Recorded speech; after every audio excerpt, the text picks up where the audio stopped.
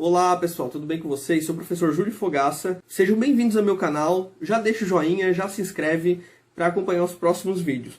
A gente está sempre ajudando pessoas a passarem concurso público, a ser aprovado em vestibular, tirar uma nota boa no Enem. E eu também faço algumas palestras itinerantes. E agora eu estou gravando esse vídeo porque eu deveria estar fazendo uma palestra nas faculdades Exucre, para a turma de enfermagem 3. Só que devido ao coronavírus não vai ser possível. Então eu vou gravar essa palestra aqui, eu vou deixar postado no meu canal e todo mundo se beneficia. Beleza, pessoal? O tema da palestra de hoje, eu estou com os slides aqui. O tema é tudo o que você precisa saber sobre o indígena. Nós vamos explanar esse assunto porque foi o começo da nossa história, da mistura da nossa gente, o primeiro contato. E isso explica muita coisa do que tem hoje. Por exemplo, as palavras aí como açaí, aipim, bacuri, caatinga, cajá, caju, caim, capim. Várias palavras que a gente usa, a gente não tem ideia de que veio lá dos nossos ancestrais indígenas. Palavras para frutas específicas daqui e algumas outras como milho. Os indígenas plantavam muito milho, batata doce, pimenta, caju, abacaxi, amendoim, mamão, frutas tropicais, né? Abóbora, feijão.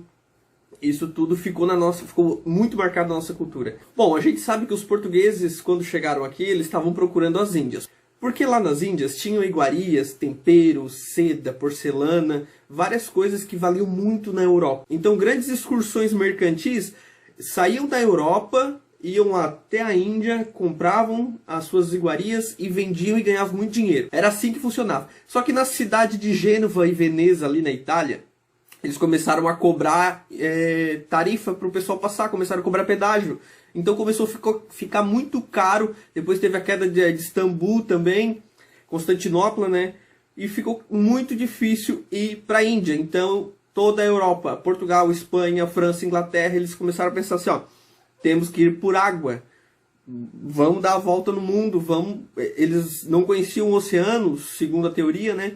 Mas eles queriam chegar de alguma forma, achar uma forma marítima de chegar às Índias para comprar mercadoria e abastecer esse mercado. Só para te entender melhor.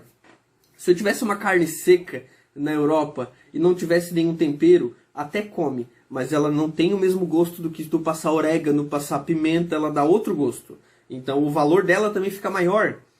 E a Europa pegou muito gosto por essas mercadorias. Então quando Pedro Álvares Cabral sai lá de Portugal e chega aqui no Brasil, ele está em busca das Índias, beleza? Vamos fazer uma linha de acontecimentos cronológico, em sequência, fica muito mais fácil da gente entender o conteúdo. Como é que foi a viagem numa caravela? Só para você entender o impacto cultural. Dentro da caravela existem vários compartimentos, e às vezes no local que você costuma trabalhar, o seu posto, você não fica saindo lá em cima e voltando, fica dias ali embaixo, e você não saía nem para fazer suas necessidades. Muitas vezes era feita onde você trabalhava mesmo. A madeira absorvia, era lavado com vinagre, tinha um cheiro horrível, imagina só cocô com vinagre. E era juntado, raspado num balde, subia pela cordinha e era jogado para o lado de fora. Tinha algumas cordas que eram cheias de nós, que você usava como papel higiênico, e depois jogava na água do mar, a maré ia limpando, depois ela voltava salgadinha e pronto para outra. A comida dentro de uma caravela, isso é 3 meses dentro de uma caravela para chegar aqui. Na viagem do descobrimento, né? A comida era uma bolacha que ela mofava depois do primeiro mês. Você comia uma bolacha, tinha um copo de água, a água ficava dentro de um barril. E no primeiro mês até era legal a água, só que depois ela começava a interagir com a madeira e ficar meio tordada, ficar parecido com água de coco, assim. Só que não tinha gosto de água de coco. Também ganhava um copo de vinagre e um copo de vinho. Era alimentação. Marinheiros morriam de escorbuto. O que é escorbuto? Falta de vitamina C. Uma coisa que hoje é ridículo morrer disso. Com uma vitamininha, com uma alimentação certa, você consegue sobreviver. Pequenos capilares sanguíneos da orelha, nariz, boca, enfim. Várias partes do corpo se estouravam e saía sangue. As pessoas morriam por uma coisa que era só a falta de comida. Não tinha como estocar comida para 1.000 pessoas, 1.500 pessoas. A caravela tinha gente pra caramba. Tinha muita violência. O serviço era brutal. Há relatos de estupros dentro de caravelas, então era o verdadeiro inferno.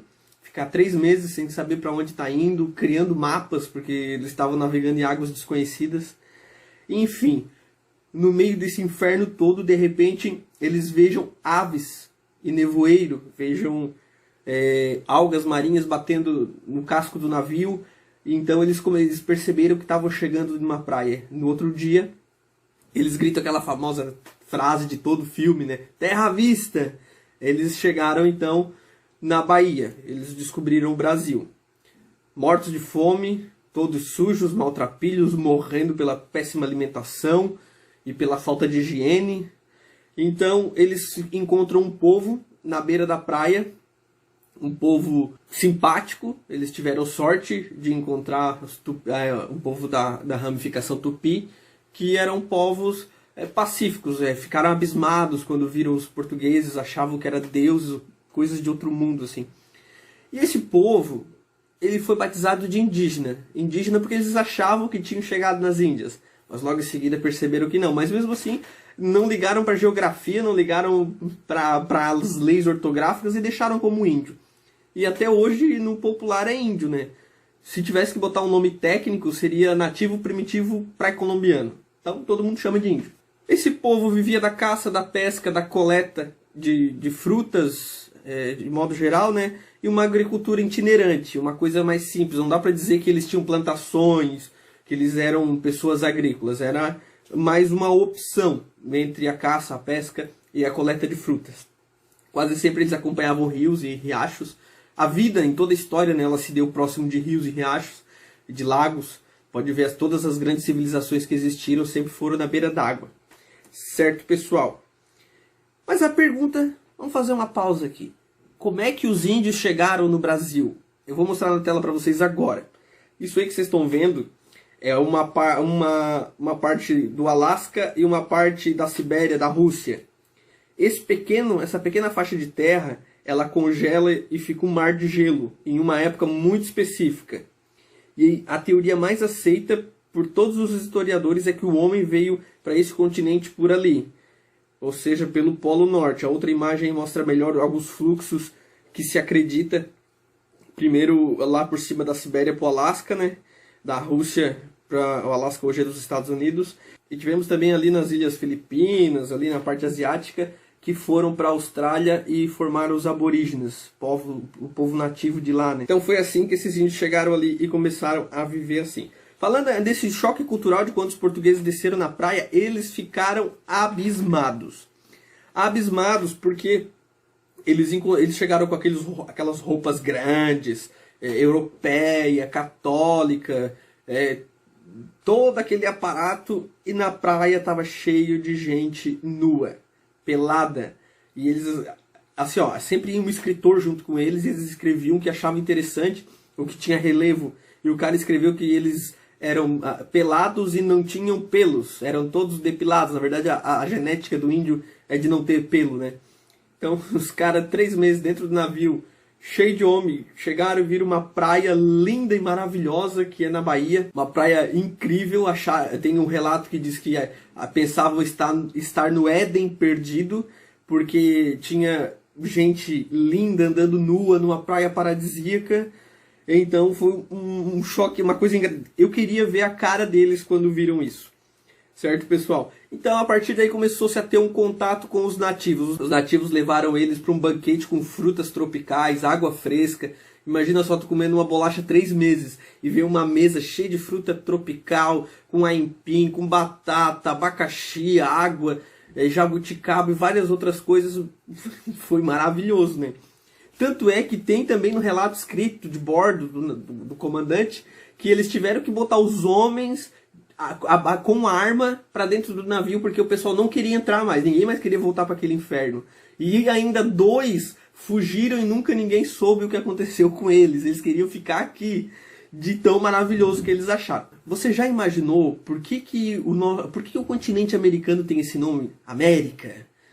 A gente estuda na escola que foi por causa do Américo Vespúcio, né? Um dos escritores que andavam a bordo nas naus, nas caravelas. E é exatamente isso. Só que ele foi uma figura muito, muito emblemática. O Américo Vespúcio era italiano e foi lançado se lançou para as grandes navegações. Até porque alguns dos italianos financiavam, bancavam essas expedições. E o Américo Vespucci escreveu um livrinho que foi lançado na Europa e ele difundiu demais, porque foi bem na época que o Gutenberg fez a imprensa, eles conseguiram imprimir vários livrinhos. Só que assim, ó, ele aumentou um monte. Ele não fala quem era o comandante da expedição, dá a entender que ele era o comandante. E ele contou assim, se a coisa era desse tamanho, ele aumentou muito mais, muito mais. O Américo Vespucci, as pessoas liam aquilo ali e ficaram apavoradas, porque a realidade já impressionava. E o Américo Vespucci aumentou muito.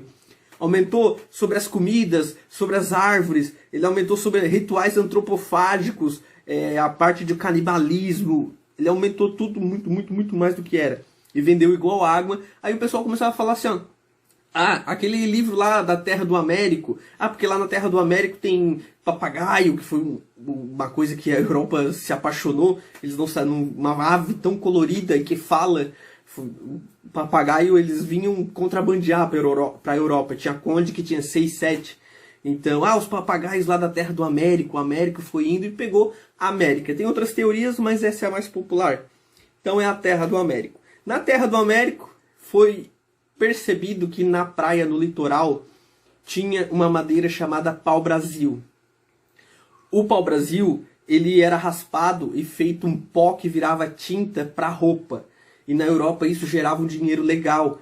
Então, como eles estavam usando o Brasil só como entreposto, vinha da Europa, passava no Brasil, abastecia de água, abastecia de comida, madeira, ia para a Índia. Eles assim, vamos ter algum lucro com isso aí, né? Vamos cortar para o Brasil e levar para a Europa para gerar um dinheiro. E durante 30, 40 anos mais ou menos, ficou-se sendo feito isso. E nisso envolvia os indígenas. Voltando para o contexto do nosso vídeo aqui. Os indígenas Guarani e Tupi-Guarani, que eram as duas grandes ramificações litorâneas lá do norte, de todo o país, né? Eles eram pacíficos e os portugueses, ingleses e franceses, vale lembrar que teve muita pirataria, eles faziam um negócio com os índios que era bom para todo mundo. Vou explicar melhor. Os índios cortavam o pau-brasil, já deixavam em feixes, em achas, e levavam até a praia. Chegava lá, no local específico, os europeus vinham com o navio, davam machados, davam facas, davam espadas, algumas roupas, espelhos, coisas que os índios não tinham. E pegavam o pau-brasil e levavam para a Europa. Você deve estar pensando, Júlio, eles davam sucata para o índio pegava aquilo ali e dava uma madeira cara. Mas assim, o índio, ele cortava uma árvore com machado de pedra. Demorava 4 horas para cortar uma árvore. E de repente ele ganha um machado de ferro, que ele corta em 20 minutos. Ele saiu da idade da pedra para a idade do ferro em segundos, enquanto na Europa demorou milhares de anos. Então eram coisas que os índios não tinham como fabricar e eles ganhavam. Para eles era um bom negócio, era o escambo, o famoso escambo. E para os portugueses a madeira, lógico, gerava uma renda altíssima. Tanto é que toneladas e toneladas vão ser levadas para a Europa. Até engraçado, a gente começa a ver a diferença de cultura do índio e do português nesse primeiro momento, porque o índio pergunta assim para eles, no país de vocês não tem madeira para vocês se aquecer, vocês têm que vir buscar madeira aqui? O índio dava porque o pau-brasil tinha na costa inteira, era uma madeira muito comum, muito popular. Não valia nada para o índio usava para fazer casa, fazer queimar. Então o índio não tinha essa noção de comprar e vender, ele só pega para sua subsistência. Ele caça de manhã para comer de noite. E o europeu já tinha uma visão capitalista, uma visão de gerar um lucro. Foi a primeira commodity do Brasil, foi o pau-brasil. Certo, pessoal? Deu para entender então esse primeiro contato que eles tiveram. Aí os portugueses tiveram a necessidade de colonizar essa gente. Acabou o pau-brasil da beira da praia, tinha que ir mais adentro buscar. E vieram para cá os jesuítas. Por quê? Porque na Europa agora, de primeiro momento, o índio nem era considerado gente, tá? Eles mataram, escravizaram, tanto é que os índios foram acabando na praia e foram entrando mata dentro para fugir. Mas tinha 2 formas de escravizar o índio. Uma é tu botar uma arma e botar ele para trabalhar e ele morre trabalhando, e a outra é catequizando. Porque na Europa começa a reforma protestante e a Igreja Católica perde muito seu poder, muitos súditos, muitos fiéis. Então ela veja agora toda essa gente, todos esses indígenas, como uma possibilidade de conversão. Então tem uma mudança de interesse ali no meio que os índios acabam sendo catequizado. Se o índio está sendo catequizado, ele não pode ser escravizado. Tinha essa regra. Então, muitos índios optavam por ficar mais perto dos jesuítas, né? Eles começam a aprender a ler, começam a ter uma mudança de cultura. É até engraçado citar, quando foi descido pela primeira vez no Brasil, naquele primeiro contato que eu havia falado, foi celebrada uma missa. E nessa missa, eles fizeram a Santa Ceia. E o padre disse, né? Este é o meu corpo, este é o meu sangue, as palavras de Jesus. Quem não come do meu corpo e não bebe do meu sangue não tem parte comigo. Os índios ficaram apavorados. Meu Deus, o Deus deles, eles comem o Deus deles, como assim? Não entendiam. Foi um choque de cultura muito, muito grande. Eu quero enfatizar isso. Os povos que viviam nas savanas e nas florestas do Atlântico Sul, como os Guaranis e os Caigangues, e no interior do Nordeste, são os Pataxós, os Haha, os Rãs e os Tupinambás, estavam entre os primeiros que foram encontrados pelos colonizadores europeus que desembarcaram aqui no Brasil. Sorte deles, porque essas são culturas mais pacíficas. Tinham sua parte de guerra, mas receberam bem eles aqui. Diferente que do Rio Grande do Sul, que já tem índios mais selvagens, que teve guerra, ou índios que cavalgavam de lado no cavalo, uma coisa de filme mesmo. Umas informações sobre os índios que nós temos hoje, a FUNAI, né, que é a Fundação do Índio, existe 225 povos indígenas, além de referência de 70 tribos vivendo em locais isolados que ainda não foram contatados. Um dos maiores povos indígenas existentes no Brasil é o Guarani, aquela ramificação principal que eu falei para vocês. A maior parte desses povos, as 70 tribos, né, eles vivem isolados na Amazônia, é proibido qualquer contato com eles, eles nunca viram o europeu, e é até perigoso entrar em contato com eles pela questão de imunidade, né, passar doenças. O Brasil totaliza aproximadamente 900 mil índios, aproximadamente, porque dentro da tribo o Estado não tem poder e não tem como fazer um censo 100%. Ainda mais nessas tribos, 70 tribos isoladas é bastante gente. Hoje os índios são em torno de 0,4% da população, né? O governo reconheceu 690 territórios para a população indígena, que abrange cerca de 13% do território brasileiro. Gente, é complicado essa questão da demarcação de terras indígenas, porque não é consultado o índio, e assim, ó, a gente acha que a tribo é tudo uma coisa só, bota eles tudo lá no pedaço de terra deles, eles se viram, não. Às vezes eles pegam ali 20 hectares, 30 hectares e botam 6, 7 etnias diferentes a conviver numa tribo só. Às vezes dá muita violência, as culturas são diferentes, é muita confusão. Por exemplo, é a mesma coisa que pegar aí um argentino, um paraguaio e um gaúcho e botar tudo dentro de uma cidade só e agora vocês têm que conviver junto. Para eles é diferente, não é uma coisa boa. É muito difícil chegar num consenso para demarcar terra indígena. E quase sempre a terra que é demarcada não é a terra que eles vivem, que eles não consideram sagradas. Então é uma confusão, tem muita treta que acontece com isso. Porque só, antes, segundo a Constituição de 1988, antes de a terra ser da União, a terra é do índio. Mas é a União que demarca a terra do índio. Então tem uma confusão jurídica também. E os processos são muito lentos. Tem processo indígena que dura 30 anos para demarcar uma terra. É meia vida, cara. Metade da vida de uma pessoa esperando para demarcar tua terra, para ver onde tu vai viver, onde tu vai plantar. Então tá bem complicado mesmo. Hoje em dia, a gente vê que o número de indígenas diminuiu muito, porque ao longo da história teve alguns fatores que fizeram a população indígena diminuir. Primeiramente, as guerras, né? As guerras que houveram aqui, tanto em tribos contra tribos, quanto portugueses contra indígenas. Quando os portugueses vieram para cá e outros europeus, eles trouxeram gripes que disseminaram tribos inteiras, sarampo, varíola, entre outras doenças. Eles não tinham anticorpos, vocês que são aí da área da saúde entendem muito melhor que eu.